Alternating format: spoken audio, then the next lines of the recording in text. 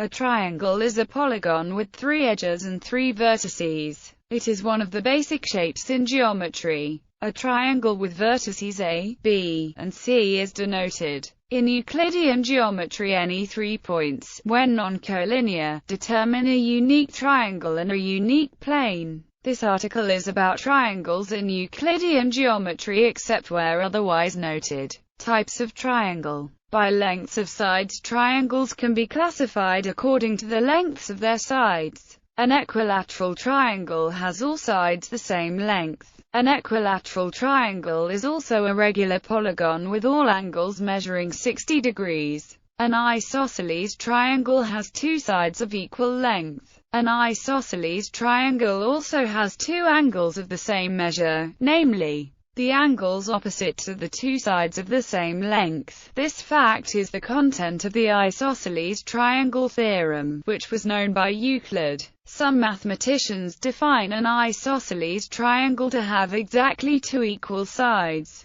whereas others define an isosceles triangle as one with at least 2 equal sides. The latter definition would make all equilateral triangles isosceles triangles. The 4-5-4-5-9 right triangle, which appears in the Tetrachus square tiling, is isosceles. A scalene triangle has all its sides of different lengths. Equivalently, it has all angles of different measure. A right triangle is also a scalene triangle if and only if it is not isosceles. Hatch marks, also called tick marks, are used in diagrams of triangles and other geometric figures to identify sides of equal lengths. A side can be marked with a pattern of ticks, short line segments in the form of tally marks. 2 sides have equal lengths if they are both marked with the same pattern. In a triangle, the pattern is usually no more than 3 ticks. An equilateral triangle has the same pattern on all 3 sides. An isosceles triangle has the same pattern on just 2 sides. And a scalene triangle has different patterns on all sides since no sides are equal. Similarly, patterns of 1, 2, or 3 concentric arcs inside the angles are used to indicate equal angles. An equilateral triangle has the same pattern on all 3 angles. An isosceles triangle has the same pattern on just 2 angles. And a scalene triangle has different patterns on all angles since no angles are equal. By internal angles, triangles can also be classified according to their internal angles, measured here in degrees.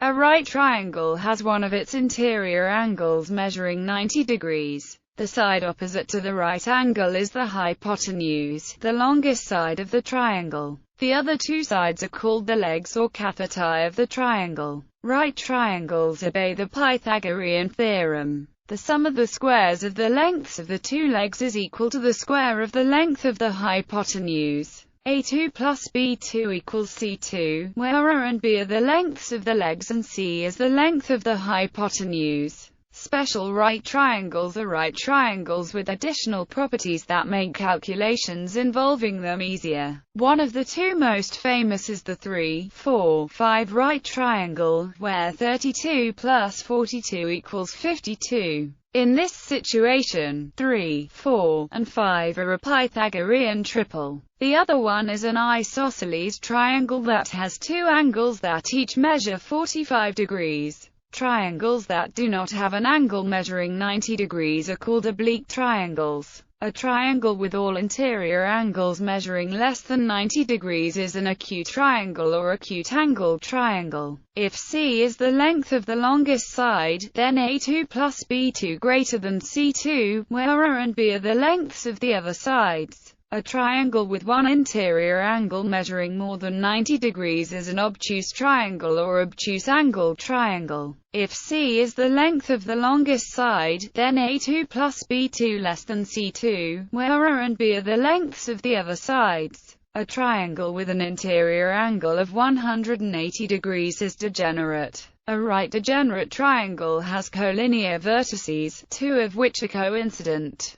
A triangle that has 2 angles with the same measure also has 2 sides with the same length, and therefore it is an isosceles triangle. It follows that in a triangle where all angles have the same measure, all 3 sides have the same length. and such a triangle is therefore equilateral. Basic facts. Triangles are assumed to be two-dimensional plane figures, unless the context provides otherwise. In rigorous treatments, a triangle is therefore called a two-simplex. Elementary facts about triangles were presented by Euclid in books 1 to 4 of his Elements, around 300 BC. The sum of the measures of the interior angles of a triangle in Euclidean space is always 180 degrees. This fact is equivalent to Euclid's parallel postulate. This allows determination of the measure of the third angle of any triangle given the measure of two angles. An exterior angle of a triangle is an angle that is a linear pair to an interior angle.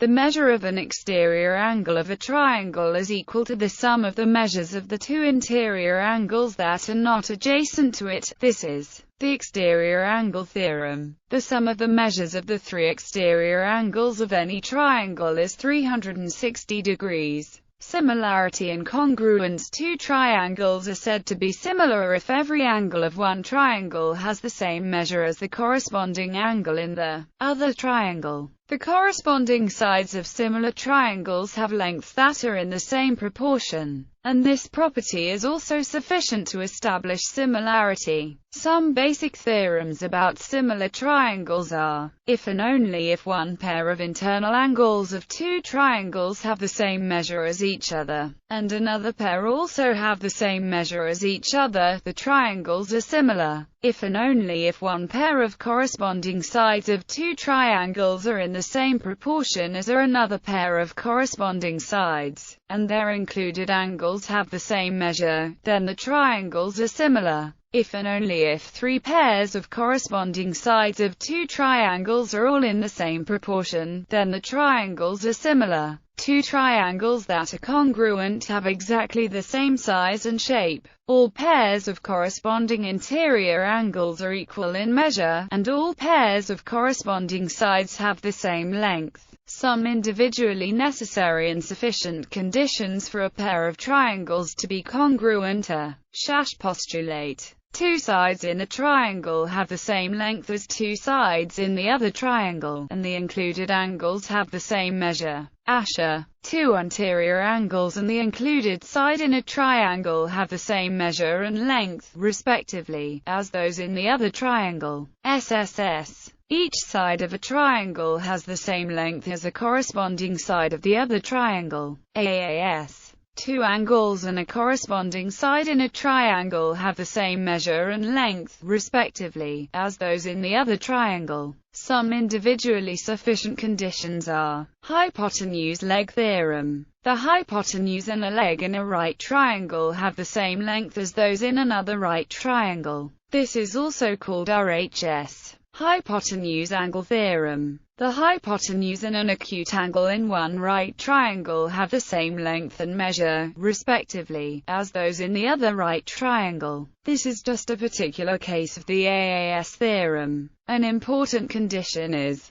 side-side angle condition. If two sides and a corresponding non-included angle of a triangle have the same length and measure, respectively, as those in another triangle, then this is not sufficient to prove congruence. But if the angle given is opposite to the longer side of the two sides, then the triangles are congruent. The hypotenuse leg theorem is a particular case of this criterion. The side-side angle condition does not by itself guarantee that the triangles are congruent, because one triangle could be obtuse angled and the other acute angled. Using right triangles and the concept of similarity, the trigonometric functions sine and cosine can be defined. These are functions of an angle which are investigated in trigonometry. Right triangles. A central theorem is the Pythagorean theorem, which states in any right triangle, the square of the length of the hypotenuse equals the sum of the squares of the lengths of the two other sides. If the hypotenuse has length c, and the legs have lengths a and b, then the theorem states that the converse is true. If the lengths of the sides of a triangle satisfy the above equation, then the triangle has a right angle opposite side c. Some other facts about right triangles.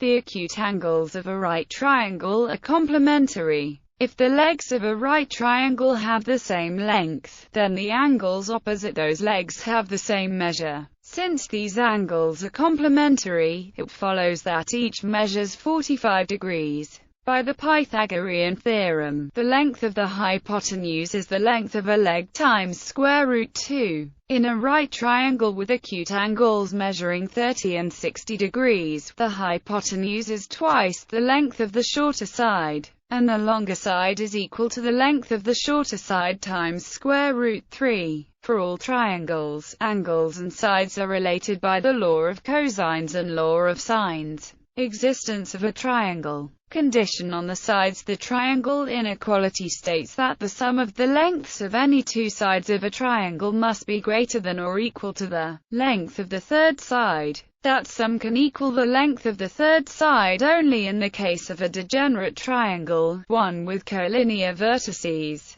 It is not possible for that sum to be less than the length of the third side. A triangle with three given positive side lengths exists if and only if those side lengths satisfy the triangle inequality. Conditions on the angles. Three given angles form a non-degenerate triangle if and only if both of these conditions hold. Each of the angles is positive, and the angles sum to 180 degrees. If degenerate triangles are permitted, angles of 0 degrees are permitted. Trigonometric conditions. Three positive angles alpha, beta, and gamma, each of them less than 180 degrees, are the angles of a triangle if and only if any one of the following conditions holds. The latter equality applying only if none of the angles is 90 degrees. Points, lines, and circles associated with a triangle. There are thousands of different constructions that find a special point associated with a triangle, satisfying some unique property. See the article Encyclopedia of Triangle Centers for a catalogue of them. Often they're constructed by finding three lines associated in a symmetrical way with the three sides and then proving that the three lines meet in a single point.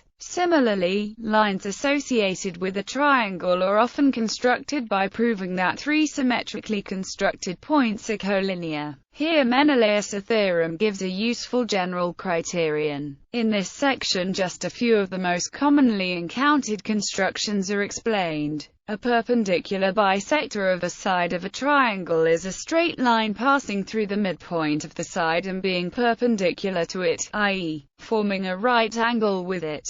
The three perpendicular bisectors meet in a single point, the triangle's circumcenter, usually denoted by O. This point is the center of the circumcircle, the circle passing through all three vertices. The diameter of this circle, called the circumdiameter, can be found from the law of sines stated above. The circumcircle's radius is called the circumradius. Thaler's theorem implies that if the circumcenter is located on one side of the triangle, then the opposite angle is a right one. If the circumcenter is located inside the triangle, then the triangle is acute. If the circumcenter is located outside the triangle, then the triangle is obtuse. An altitude of a triangle is a straight line through a vertex and perpendicular to the opposite side. This opposite side is called the base of the altitude, and the point where the altitude intersects the base is called the foot of the altitude.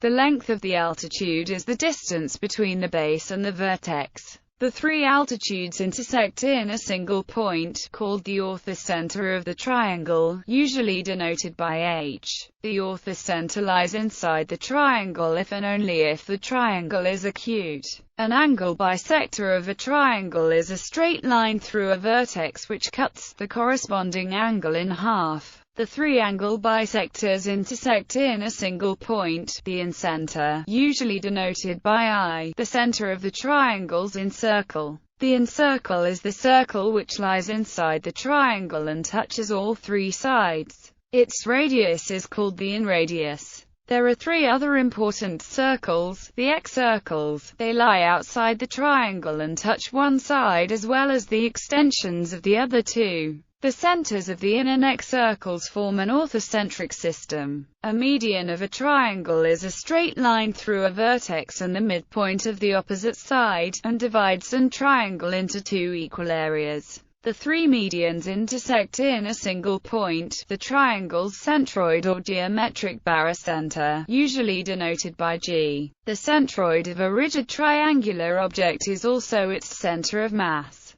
The object can be balanced on its centroid in a uniform gravitational field. The centroid cuts every median in the ratio 2:1, i.e., the distance between a vertex and the centroid is twice the distance between the centroid and the midpoint of the opposite side. The midpoints of the three sides and the feet of the three altitudes all lie on a single circle, the triangle's 9-point circle. The remaining 3 points for which it is named are the midpoints of the portion of altitude between the vertices and the orthocenter. The radius of the 9-point circle is half that of the circumcircle. It touches the incircle and the three excircles. The centroid, orthocenter, circumcenter and center of the 9-point circle all lie on a single line, known as Euler's line. The center of the 9-point circle lies at the midpoint between the orthocenter and the circumcenter, and the distance between the centroid and the circumcenter is half that between the centroid and the orthocenter. The center of the incircle is not in general located on Euler's line. If one reflects a median in the angle bisector that passes through the same vertex, one obtains a symmedian.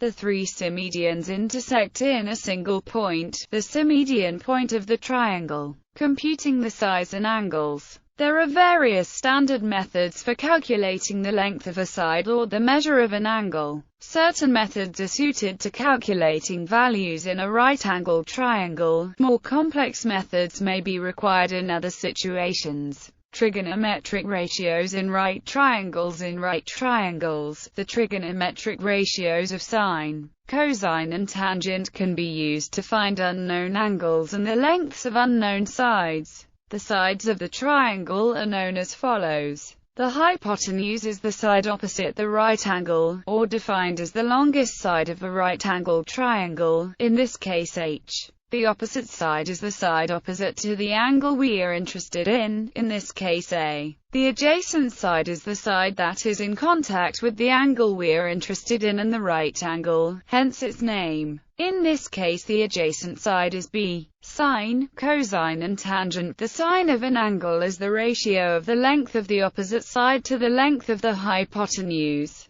In our case, note that this ratio does not depend on the particular right triangle chosen, as long as it contains the angle A. Since all those triangles are similar, the cosine of an angle is the ratio of the length of the adjacent side to the length of the hypotenuse. In our case, the tangent of an angle is the ratio of the length of the opposite side to the length of the adjacent side. In our case, the acronym SOHCAH TOA is a useful mnemonic for these ratios. Inverse functions. The inverse trigonometric functions can be used to calculate the internal angles for a right-angled triangle with the length of any two sides. Arcsine can be used to calculate an angle from the length of the opposite side and the length of the hypotenuse. Arccos can be used to calculate an angle from the length of the adjacent side and the length of the hypotenuse. Arctan can be used to calculate an angle from the length of the opposite side and the length of the adjacent side.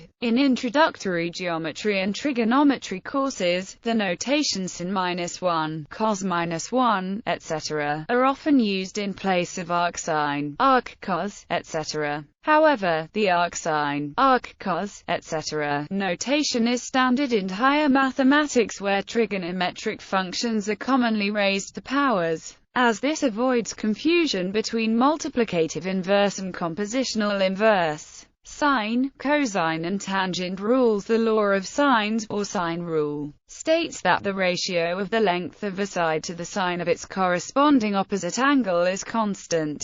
That is, this ratio is equal to the diameter of the circumscribed circle of the given triangle. Another interpretation of this theorem is that every triangle with angles alpha, beta and gamma is similar to a triangle with side lengths equal to sin alpha, sin beta and sin gamma. This triangle can be constructed by first constructing a circle of diameter 1, and inscribing in it two of the angles of the triangle. the length of the sides of that triangle will be sin alpha, sin beta and sin gamma. The side whose length is sin alpha is opposite to the angle whose measure is alpha, etc. The law of cosines, or cosine rule, connects the length of an unknown side of a triangle to the length of the other sides and the angle opposite to the unknown side. As per the law, for a triangle with length of sides A, B, C and angles of alpha, beta, gamma respectively, give on two known lengths of a triangle A and B, and the angle between the two known sides gamma. To calculate the third side C, the following formula can be used. If the lengths of all three sides of any triangle are known, the three angles can be calculated.